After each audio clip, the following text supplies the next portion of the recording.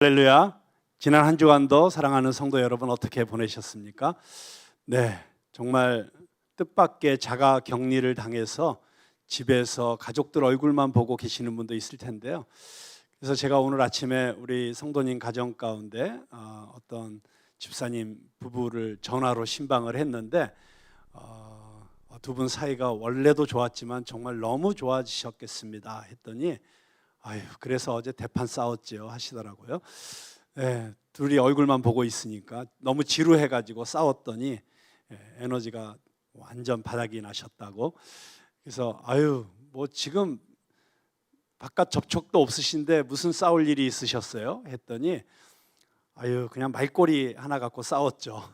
네, 정말 저희들이 이렇게 코로나 상황으로 인해서 집안에서 가족들과 함께 보내는 시간이 많아지는 이 즈음에 오히려 아주 사소한 것으로도 아주 작은 말꼬리 하나로도 대판 또 전쟁이 날 수도 있는 그런 예민함이 또 있을 수 있다고 생각합니다. 그래서 오늘 말씀을 우리 함께 나누기 전에 우리 옆에 있는 가족들과 함께 서로 얼굴 바라보시면서 혹시 섭섭한 거 있었으면 용서해 주세요. 저 혹시 제가 뭐 잘못한 거 있나요? 물어보시고 서로 사랑합니다. 용서하시고 화해하시고 우리 이 말씀을 함께 나눌 수 있으면 좋겠습니다. 네, 오늘 우리가 함께 읽은 이 유명한 예수님께서 무리를 걸어오시는 기적의 이야기는 사실은 두 기적이 연달아 나오고 있는 두 개의 기적 중에 하나입니다. 그래서 이 두 기적을 함께 같이 잇대어서 보아야 합니다. 자, 지금 제자들은 이 풍랑 속에서 생사를 가늠할 수 없는 어려움에 빠져 있습니다. 그런데 이 엄청난 고난의 시간 직전에 무슨 일이 있었습니까? 네, 바로 예수님의 사역 가운데 가장 영광스럽고 가장 클라이막스라고 할 수 있는 오병이어의 기적의 사건이 있었습니다. 여러분, 잘 살펴보십시오. 이것이 인생이고 어떤 의미에서 이것이 신앙생활입니다. 최고의 순간 바로 다음에 최악의 순간을 지금 제자들이 맞이하고 있습니다. 그렇기 때문에 지금 하는 일마다 잘 풀리고 잘 되는 사람들 우쭐거리지 않길 바랍니다. 언제 풍랑이 오고 언제 광풍이 올지 모르기 때문입니다. 반대로 여러 어려움 속에서 이 풍랑 속의 제자들처럼 죽을 고생을 하고 있더라도 너무 절망하지 말기 바랍니다.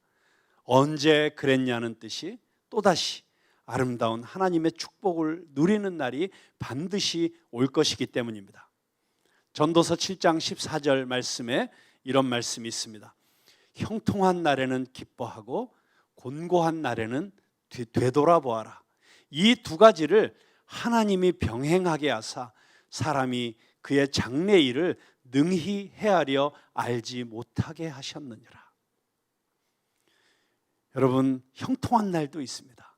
곤고한 날도 있습니다. 그런데 하나님께서는 이 두 가지를 병행하게 하신다고 했습니다. 왜냐하면 승승장구하고 정말 내 앞길을 내가 계획한 대로 내가 꿈꿨던 대로 다 이루어 나간다고 생각해 보십시오. 잘못하면 그런 사람은 이상한 괴물이 되어 있을 수 있습니다. 하나님께서는 우리가 미래를 알지 못하도록, 그래서 하나님만 의지할 수밖에 없도록 우리를 이끄시는 줄로 믿습니다. 하나님이 어려움을 주실 때도 있고 그래서 형통함을 주실 때도 있습니다. 문제는 어려울 때든지 형통할 때든지 우리는 언제나 하나님만 바라보고 하나님의 뜻을 깨닫고 하나님의 뜻대로 행하는 그리스도의 제자들이 되는 것이 중요합니다. 특별히 인생의 어려움이 닥쳐올 때 오늘 이 본문 말씀을 꼭 기억하시기 바랍니다. 많은 경우에 우리 인생에 닥쳐오는 어려움은 자기 자신의 어리석음이나 잘못된 판단 또는 자신의 욕심으로 인해서 눈이 가리워져서 저지르는 실수로 인한 것이 대부분입니다.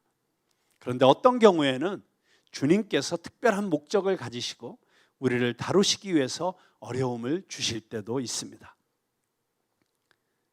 내가 아직 뭘 내려놓지 못해서 아직도 이 연단이 끝나지 않는지, 때론 너무 힘들어서, 때론 너무 그 기간이 길어서 우리는 비명을 지르게 됩니다. 하지만 주님께서 만지시고 계시는 인생은 그 어려움도 축복인 줄로 믿습니다. 왜냐하면 그 어려움을 통해서 지금 주님께서 일하시고 계시기 때문입니다. 오늘 본문 말씀 마태복음에 보면 제자들이 풍랑을 만나는 이유는 예수님 때문입니다. 예수께서 즉시 제자들을 재촉하사 자기가 무리를 보내는 동안에 배를 타고 앞서 건너편으로 가게 하시고, 자, 지금 예수님께서 재촉해서 제자들을 배에 태우셨습니다. 자, 참 제자들의 입장에서 볼 때는 굉장히 이해할 수 없는 상황일 수 있습니다. 왜냐하면 자, 고생하면서 제자들이 지금 예수님을 따라다녔습니다. 그런데 이 오병이어의 기적이 일어나자 그 수많은 백성들이 예수님을 왕으로 모시자고 환호하고 열광하기 시작했습니다. 제자들은 정말 예수님 따라다닌 보람을 이제야 느끼는구나. 여러분, 얼마나 흐뭇했겠습니까? 여러분, 제자들이 얼마나 가슴 벅찬 시간이었겠습니까? 그런데 예수님께서는 그 순간 그 환호하는 무리들로부터 제자들을 격리시켜서 배에 태워서 멀리 떠나보내고 계시는 것입니다. 여기서 우리는 두 가지 질문을 던질 수 있습니다. 첫째는 왜 제자들이 예수님의 말씀에 순종해서 배를 탔는데 이런 광풍을 만났는가, 이런 풍랑을 만났는가 하는 것입니다. 제자들 마음이 무척 복잡했을 것입니다. 우리도 신앙생활 하다가 제일 마음이 힘들 때가 언제입니까? 틀림없이 기도하고 응답받고 하나님 나라를 위한 비전으로 충만해서 믿음으로 순종한다고 사업도 시작하고 사역도 시작했는데 잘 안 풀리는 거죠. 안 풀리는 정도가 아니라 사방이 꽉꽉 막히고 벗어나올 수 없는 막다른 골목으로 밀려가고 있다는 느낌이 들 때, 그때 제일 힘들지 않습니까? 네, 여러분 웃으라고 하는 이야기입니다만 저희 와이프가 가끔 저에게 하는 말이 있어요. 그때 틀림없이 기도하고 응답받고 결혼했는데.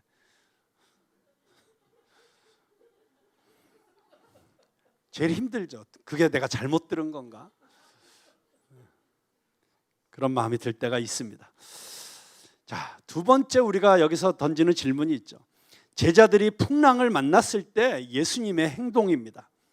자, 여기 14장 25절에 보면 예수님께서 제자들을 구하러 오긴 오셨어요. 그런데 언제 오셨느냐? 밤 사경에. 이 밤 사경이라는 것은 오늘날의 시간으로 치면 새벽 3시에서 6시 사이입니다. 여러분, 해질 무렵에 배를 탔으니까 6시간에서 9시간 동안 지금 죽을 고생을 하고 있는 것입니다. 그런데 마가복음에 보면 이 똑같은 사건을 기록하면서 마가는 이때 예수님께서 그 고생하고 있는 제자들을 지켜보셨다, 이렇게 기록하고 있습니다. 예수님께서 보고 계셨어요. 그런데도 구하러 오지 않으셨어요. 여러분, 우리도 신앙생활 하다 보면 이런 느낌이 들 때가 있지 않습니까? 주님이 내 기도를 듣지 않으시고 나를 외면하고 계신다는 것처럼 느껴지는 그런 상황. 여러분, 이 문제를 푸는 열쇠는 퍼스펙티브라고 하는 단어에 있습니다. 이 퍼스펙티브라는 단어, 영어 단어는 시각, 관점이라고 해석할 수 있죠. 여러분, 똑같은 상황, 똑같은 사건을 어떤 퍼스펙티브로 보느냐에 따라서 완전히 다른 사건이 됩니다. 예수님의 관점과 제자들의 관점이 많이 달랐습니다. 자, 이 오병이어 사건만 봐도 그렇습니다. 제자들의 눈으로 볼 때 이것은 최고의 사건이었고 최고의 기회였습니다. 그러나 예수님의 관점에서 보면 위기였습니다. 제자들은 예수님의 궁극적인 관심이 어디 있는지 알지도 못했고 알려고 하지도 않았습니다. 그저 자기들의 욕심과 야망을 위해서 예수님을 이용하고 싶은 마음으로 가득 차 있었습니다. 그렇기 때문에 성공은 최고의 위기였습니다. 오늘날에도 이런 일이 너무나 교회 안에서 많이 일어나고 있습니다. 예수님을 잘 알지도 못하고 알려 하지도 않고 예수님의 뜻이 무엇인지는 관심도 없는 그런 모습으로 그렇게 교회가 일을 하고 소위 주의 종이라고 하는 사역자들이 그런 마음 자세로 일을 하고 있다면 그들에게 갑자기 성공이 찾아오는 것은 성공이 아니라 재앙일 수 있습니다. 그래서 한국 교회 안에 요즘 너무 비참한 일들이 많이 일어나고 있는 것 아닙니까? 왜 개신교회에 이런 위기가 몰려왔습니까?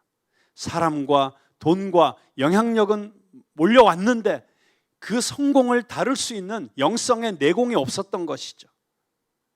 하나님께서 나에게 물질적인 축복을 주시기 전에 먼저 그 물질을 다스릴 수 있는 그런 영적인 실력을 갖춰야만 그 물질적 축복이 재앙이 되지 않을 수가 있는 것입니다. 나에게 갑자기 인기가 찾아오고 유명해지고 영향력이 생긴다. 내가 그것들을 성경적인 관점에서 정말 복음적으로 다룰 수 있는 능력이 없는 상태에서 그런 것들이 나에게 갑자기 찾아오는 것은 축복이 아니라 시험일 수 있다고 하는 것입니다. 결국 무엇이 축복인가에 대한 퍼스펙티브가 바뀌어야 합니다. 눈에 보이는 성공, 물질적인 풍요, 오히려 예수님의 관점에서 보면 위기이고 재앙일 수 있습니다. 정말 신앙생활 잘하다가 갑자기 사업에 성공하고 돈벼락 맞은 사람이 신앙에서 떠난다. 여러분, 그런 일을 우리가 얼마나 자주 보고 있습니까? 신앙생활이란 결국 세상에서 살던 내가 세상적인 시각으로 바라보던 내 삶과 이 세상에 대해서 예수 그리스도 안에서 새롭게 가지게 된 시각과 관점으로 해석하는 능력을 갖게 되는 것이다. 이렇게 말할 수 있습니다. 문제는 많은 한국교회 교인들이 세상적인 관점으로 하나님 앞에 나와서 이게 축복이니 나에게 이것을 꼭 해달라고 떼쓰고 울부짖고 기도한다는 것입니다. 여러분, 진정한 기도는 기도를 통해서 내 시각이 바뀌는 것입니다. 나의 원대로 마옵시고 아버지의 뜻대로 하옵소서. 예수님께서 보여주신 이 모습이 진정한 기도인 것입니다. 그런데 어찌된 영문인지 기도 많이 한다고 하는 사람들이 더 고집불통이고 외골수인 경우를 종종 보게 됩니다. 여러분, 이것은 신앙이 아니라 신념이고 자기 확신이라고 할 수 있습니다. 하나님 앞에 자기 고집을 빨리 내려놓고 하나님의 뜻을 받아들일 수 있기를 바랍니다. 자, 두 번째 의문이 뭐였죠? 왜 예수님은 밤 사경에 오셨을까? 자, 만약에 풍랑이 일자마자 예수님이 오셔서 잠잠케 하셨으면 제자들 속으로 어떻게 생각했을까요? 아유, 이 정도 풍랑은 우리가 알아서 다 해결할 수 있었는데, 우리가 지금 이 갈릴리 바닷가에서 고기잡이 한 게 몇 년인데, 아유, 예수님 굳이 안 오셔서 됐을 뻔했는데, 뭐 이런 마음 갖지 않았을까요? 그런데 시간이 지나갈수록 처음에는 이 풍랑을 가볍게 생각했던 제자들, 만만하게 보았던 제자들이 긴장하기 시작합니다. 밤 12시가 넘고 1시, 2시가 될 즈음에는 자신들의 모든 경험과 기술을 다 동원했는데 더 이상 어찌할 수 없는 절망적인 순간이 다가왔습니다. 이제 우리 다 죽었다. 이제 끝났다. 여러분, 그 시간이 바로 밤 사경입니다. 영적인 밤 사경. 나의 기술, 나의 노하우, 내가 가진 어떤 것으로도 이겨낼 수 없다고 두 손 두 발 다 드는 그 순간이, 그때가 밤 사경인 것입니다. 예수님께서는 밤 사경을 기다리셨습니다. 그 이유가 무엇일까요? 바로 그 순간, 그 절대 절망의 순간에 그 어떤 것도 자신들을 구원할 수 없다고 두 손 두 발 다 든 그 순간에 바다를 밟고 오시는 분, 절대 권능으로 구원의 팔을 펴시는 분, 그분에 대한 분명한 신앙 고백이 가능해지는 것입니다. 주님이 하셨습니다. 이것은 주님만이 하실 수 있는 일입니다. 그렇게 분명한 신앙 고백을 가질 수 있도록 해주시는 것입니다. 여러분, 그렇게 절대적으로 하나님만 바라보도록, 절대적으로 하나님만 의지하도록, 그렇게 하나님의 백성들을 이끄시는 그런 순간들이 있습니다. 하나님은 민수기 33장을 보면 이 하나님의 백성들, 이스라엘 백성들을 절대 절망의 순간, 절대 고독의 순간, 절대 고난의 자리로 이끄시는 모습을 보게 됩니다. 자, 이 출애굽한 이스라엘 백성들의 여정을 상세히 기록한 이 민수기 33장에 보면 하나님이 친히 구름기둥, 불기둥이 되셔서 이스라엘 백성들을 인도하여 가십니다. 하나님이 떠나신 게 아니에요. 하나님이 인도하시고 계세요. 자, 그렇다면 가장 순탄하고 신속하게 젖과 꿀이 흐르는 기름진 땅들을 거쳐가야 되는 것 아닙니까? 그런데 보십시오. 하나님께서 먼저 저들을 인도하여 가신 곳은 길도 없는 바다 앞 비하히롯, 그곳으로 당신의 백성들을 인도하셨습니다. 전략적으로는 최악의 장소로 데려가신 것입니다. 뒤쫓아오는 최강의 군대, 이집트의 전차 군단에 의해서 삽시간에 도간에 든 쥐가 되고 말았습니다. 이스라엘 백성들은 이 진퇴양난의 비하히롯에서 무서워 떨면서 통곡할 수밖에 없었습니다. 자, 홍해를 갈라 그 위기를 건너가게 하신 하나님께서 그 다음으로 인도하여 가신 곳이 어디입니까? 신광야였습니다. 불 한 폭이 없는 불모지대였습니다. 아사 직전에 처한 이스라엘 백성들은 그들의 지도자 모세를 원망하면서 이집트를 떠난 것을 후회하는 비참한 지경에 이르게 됩니다. 이후에 하나님이 이스라엘 백성들을 인도하신 것은 르비딤이었습니다. 하지만 그곳은 어이없게도 물 한 방울 없는 곳이었습니다. 이 불타는 광야에서 물 한 방울 없다는 것은 곧 죽음을 뜻하는 것이었습니다. 그들은 타는 목마름을 이기지 못해서 하나님을 원망합니다. 왜 하나님, 친히 인도하신 곳이 왜 이렇게 문제투성이의 장소입니까? 하나님 능력이 부족해서입니까? 아니면 하나님이 무자비하고 잔인한 신이었기 때문입니까? 아닙니다. 오히려 이스라엘 백성들을 진정으로 사랑하셨기 때문에 저들에게 하나님이 누구이신지, 어떤 분이신지 정확히 가르쳐 주시기 위해서였습니다. 빠져나갈 구멍이 하나 없는 이 비하히롯에서 저들은 홍해를 가르는 하나님의 능력을 체험하면서 하나님께서 온 천지의 주관자이심을 깨닫게 됩니다. 풀 한 폭이 없이 굶어 죽을 수밖에 없는 신광야였기 때문에 저들은 하늘에서 떨어지는 만나와 메추라기를 먹으며 일용할 양식을 주시는 사랑의 하나님, 선하신 하나님을 경험할 수 있었습니다. 르비딤에서 반석에서 생수가 터지는 것을 보면서 생명의 근원이 되시는 하나님을 생생하게 경험하게 됩니다. 편하고 좋은 지름길로 갔다면 육신은 편안했을지언정 하나님을 바로 만나고 경험하지 못하였을 것입니다. 예수님께서 친히 배를 태워서 보내신 갈릴리 호수가 유리처럼 맑고 조용한 바다였다면 하늘의 태풍과 바다의 파도 속에서 온 천지의 주관자 되신 예수님을 경험하는 이 놀라운 경험은 할 수 없었을 것입니다. 이 죽음의 공포에 떨고 있는 제자들에게 나타나신 예수님의 말씀은 지극히 간단합니다. 네니, 헬라어로는 에고 에이미. 여러분, 이때 예수님께서 네니라고 하신 말씀은 너무나도 놀라운 말씀입니다. 왜냐하면 이 에고 에임이라고 하는 이 헬라어, 영어로는 I am,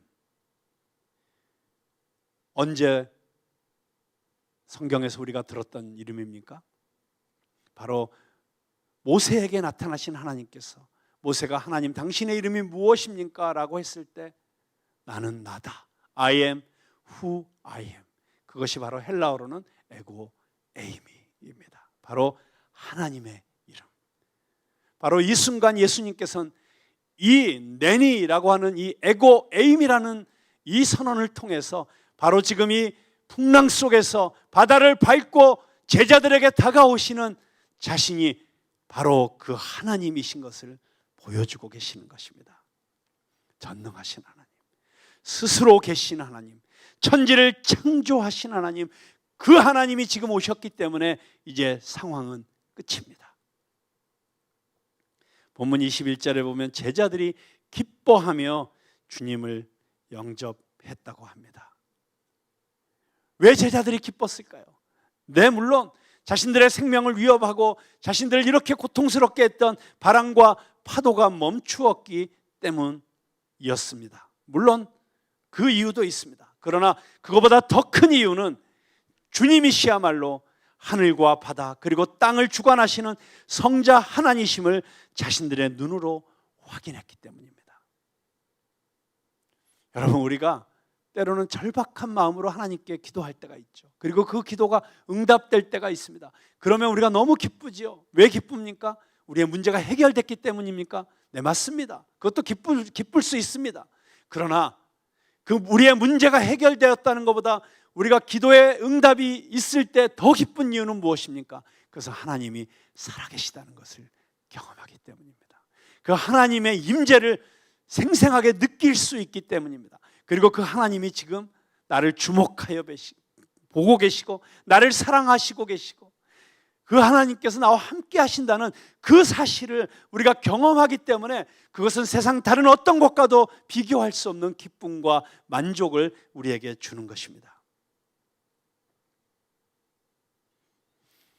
그래서 그날 그 바다는 은혜의 바다였습니다.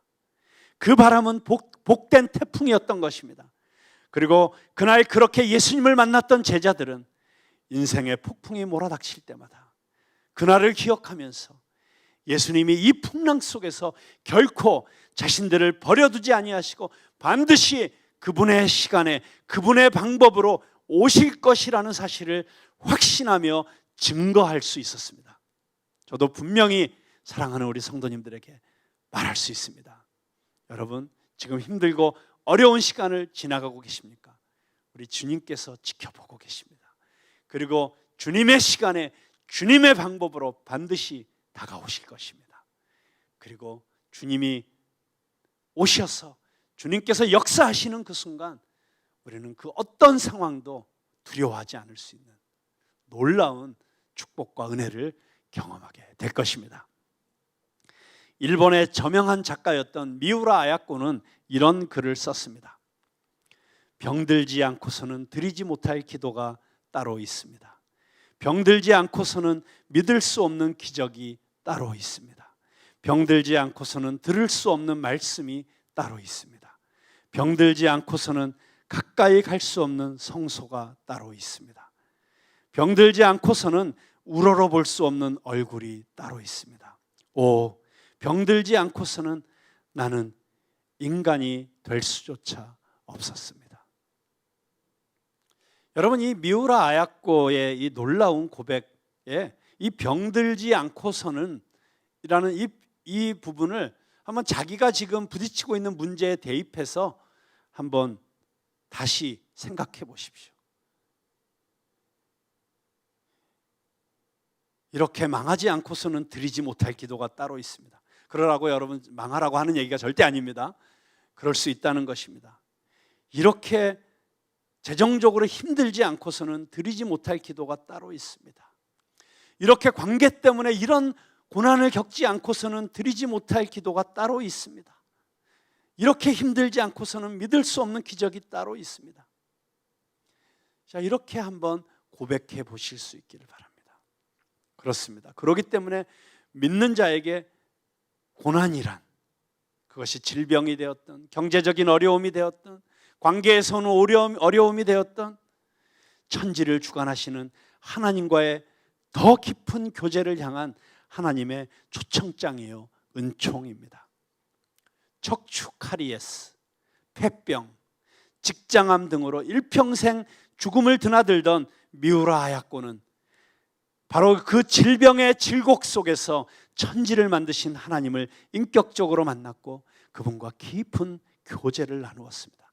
그래서 일생토록 단 한순간도 병과 무관한 적이 없었던 그녀의 인생은 결코 실패가 아니었습니다. 오히려 그 질병으로 인해서 그녀는 세계적인 기독교 작가가 되었습니다.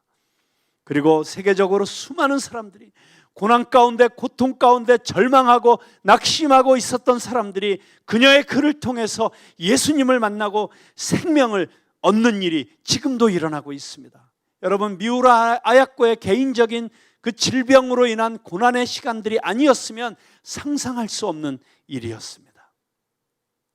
사랑하는 성도 여러분, 지금 어떤 폭풍 속에 내몰려 있습니까? 어떤 파도와 마주치고 있습니까? 어느 비하히롯에 몰려 있습니까? 코로나 바이러스로 인해서 이미 많은 어려움을 겪고 있고 앞으로도 더 큰 어려움이 우리에게 닥쳐올 수 있습니다. 많은 사람들이 지금 신광야를 지나고 있습니다. 르비딤을 통과하고 있습니다. 그래서 지금이야말로 하나님을 온전히 만날 기회입니다.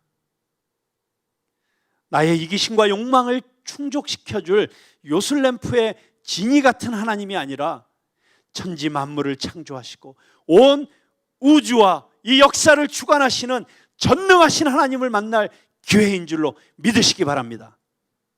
여러분, 이러한 때 여러분의 시선을 하나님을 향하여 돌리십시오. 눈을 들어 산을 보라. 도움 어디서 오나?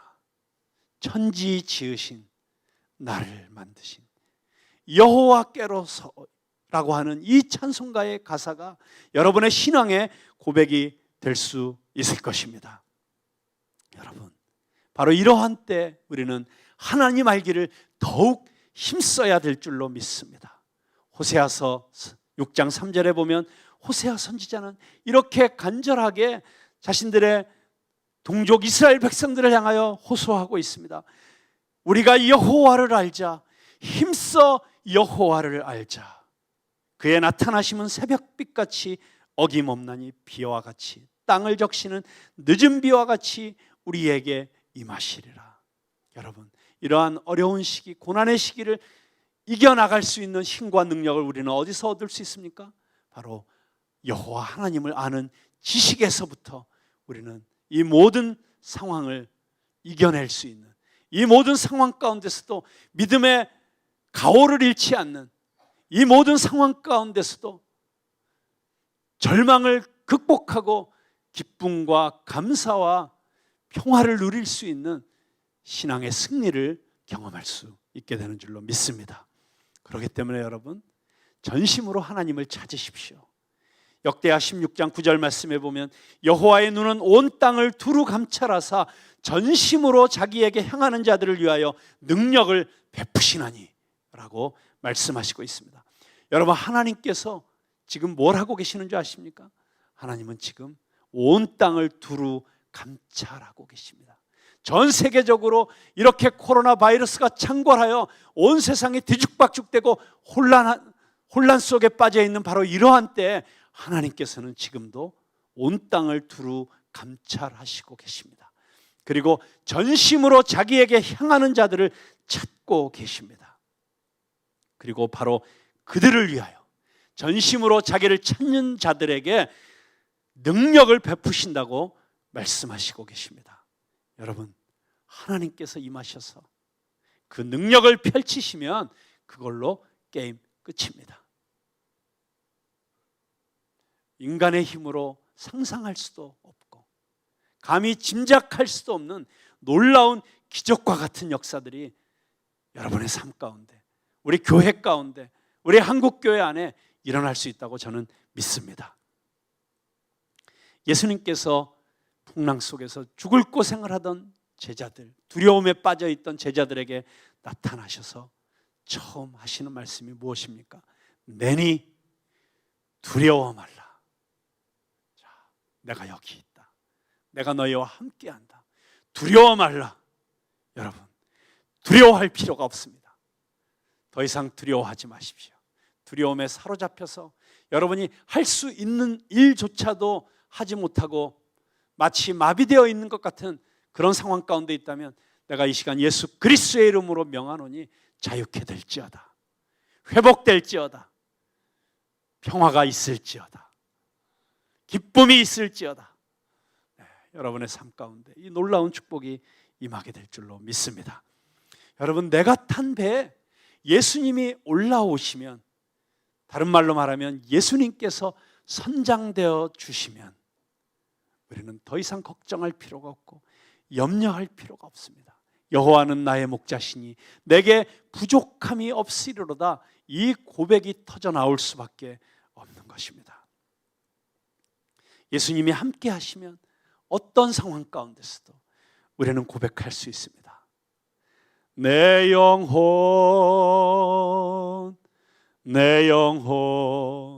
평안해 평안해. 그렇습니다. 여러분, 이 찬송가 가사를 작사한 호레이스 스패포드는 어떤 상황에서 이 가사를 썼는지 아십니까? 돈 많은 변호사였고 성공한 사업가였던 이 호레이스 스패포드는 신앙도 좋은 사람이었습니다. 그래서 그 당시에 유명한 부흥사였던 무디 목사님을 돕기 위해서 뉴욕에서 시카고로 이주를 하게 됩니다. 그리고 그곳에서 자기 집을 짓고 또 별장을 짓고 그곳의 사업을, 그리고 변호사 일을 하게 됩니다. 큰 성공을 거두었습니다. 그런데 어느 날 시카고에 대화재가 일어났습니다. 대화재로 자기가 투자했던 모든 건물들이, 또 자기 집과 별장들이 다 불타버렸습니다.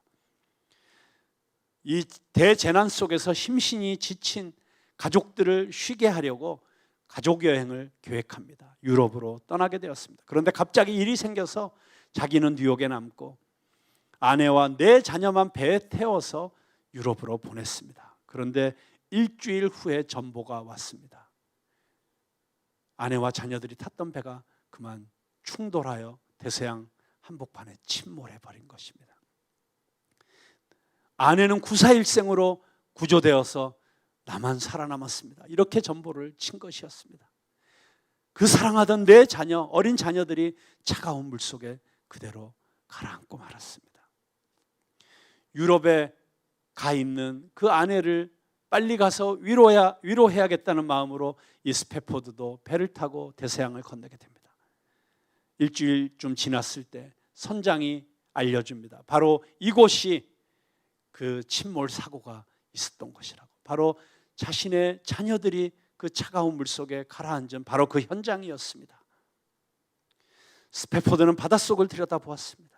눈에 넣어도 아프지 않은 그 어린 자녀들이 그 출렁이는 바닷속에서 얼마나 차가웠을까, 그런 생각을 하니까 너무 큰 괴로움과 하나님에 대한 원망이 북받치고 울음을 참을 수가 없었습니다.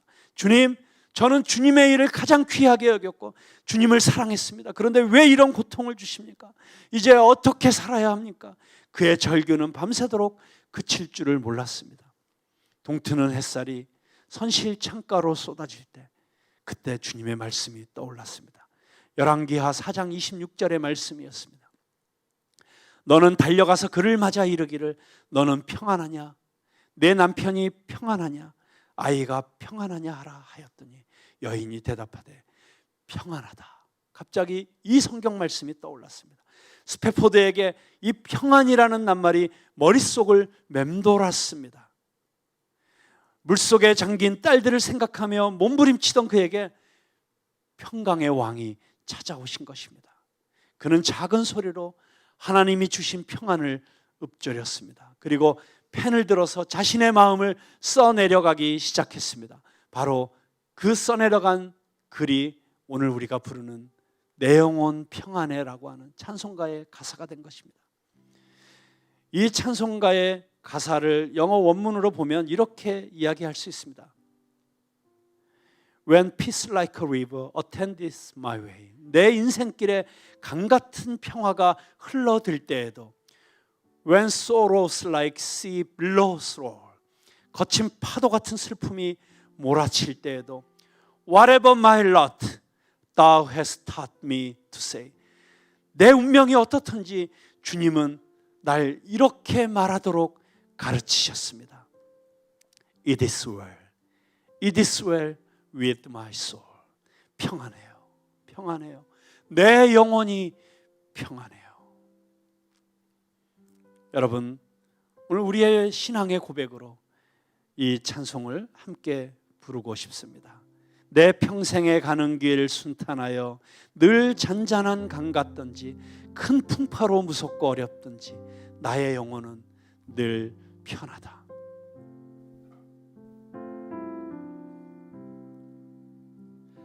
내 평생에 가는 길